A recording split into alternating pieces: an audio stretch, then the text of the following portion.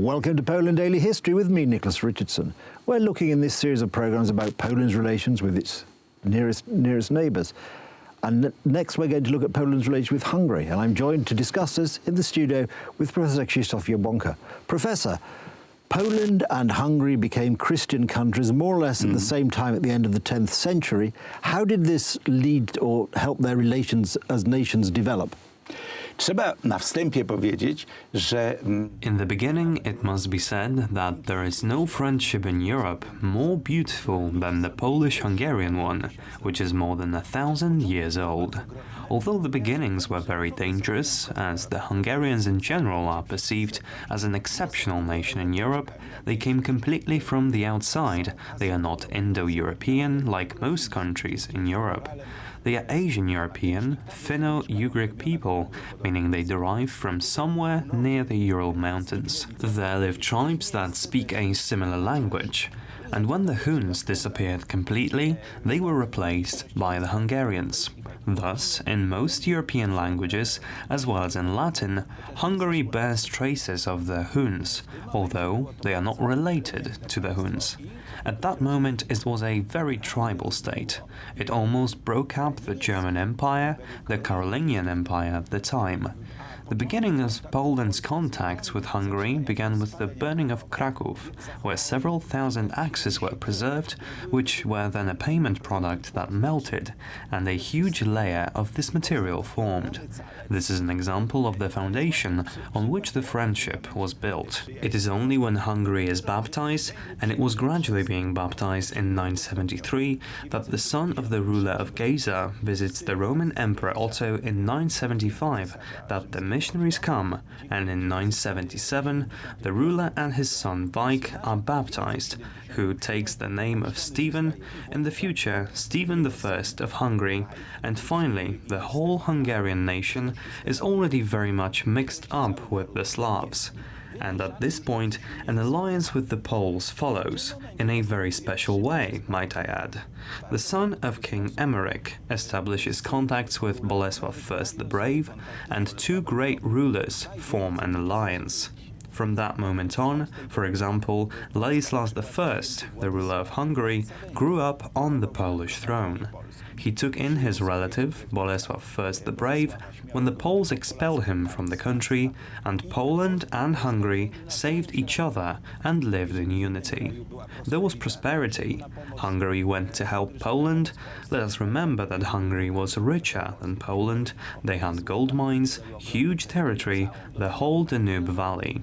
Vice versa, when Hungary was broken up by the Turks, it was the Poles who came to help Hungary, and Hungarians found asylum on Polish territory and the possibility to continue fighting for their independence. This continued until the 18th century. Hungary was in union with Poland 3 times for about 40 to 50 years. Once a Hungarian king was king of Poland, that is Casimir the Great's nephew, Louis the Great. Later on, the son of Władysław, Władysław III, or Władysław of Varna, will be the ruler of Hungary and will die in the Battle of Varna, hence the nickname. Finally, the brother of Władysław III, Casimir the Great, his son, Władysław II, will become king of Hungary and Bohemia simultaneously. It seemed that the Jagiellonian dynasty would already come to Hungary, but unfortunately there was a very dangerous battle with the Turks, lost by the Hungarians at Mohacs, and a mysterious death of their king. We Poles, as well as a large part of Hungarians, unfortunately see the hidden hand of the Habsburgs here. These rulers would keep on strangely dying, one under Varna and the other under Mohacs. This immediately would make the throne available for the Habsburgs.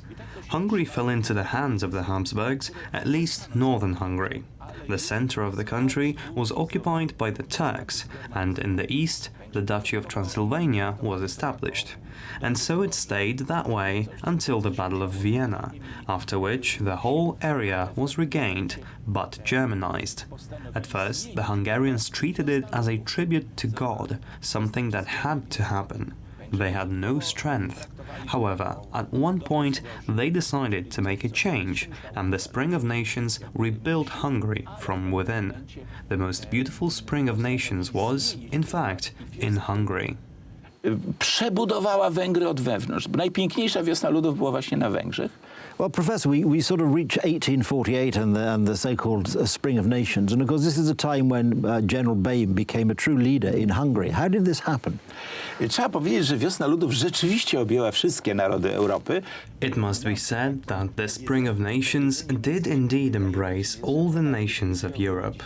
There is a saying that the nations that were not embraced by the Spring of Nations no longer exist. The most beautiful spring, however, was in Hungary. At first it was supposed to be just an internal reform, but very soon the Hungarians claimed their independence.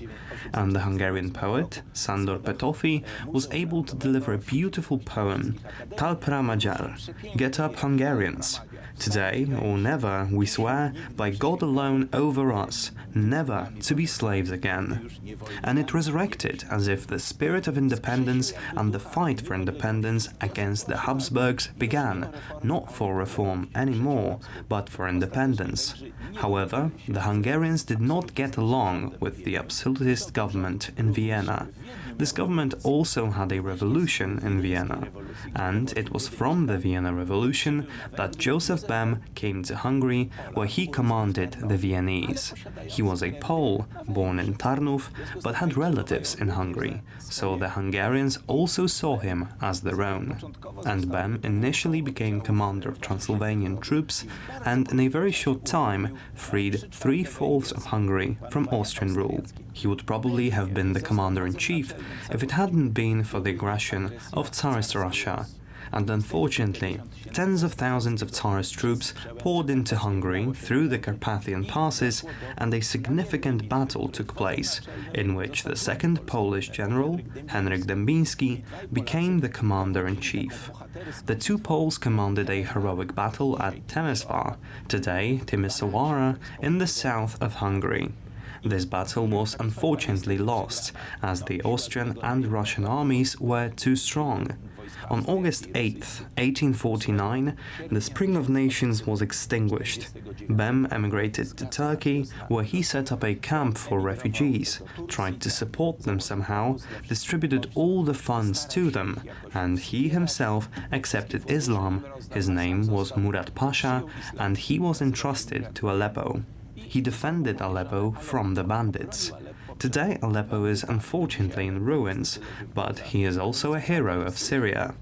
Unfortunately, he died from the plague, and when his body was taken after the First World War, it was covered with 4 banners. This was because Syria bid him farewell as their liberator, Turkey as their general, Hungary, Romania, and finally the Polish flag covered his coffin. He rests in a park in Tarnów. Since he accepted Islam, he could not be in a Catholic church. He was buried in the park on beautiful columns protruding from the local pond. Więc jest pochowany w parku na pięknych kolumnach wystających z stawu. That's all we've got time for on this edition. I'd like to thank my guest, Professor Krzysztof Jabłonka. I hope you've enjoyed it. Thank you for watching, and do join us again as we delve into the annals of Polish history.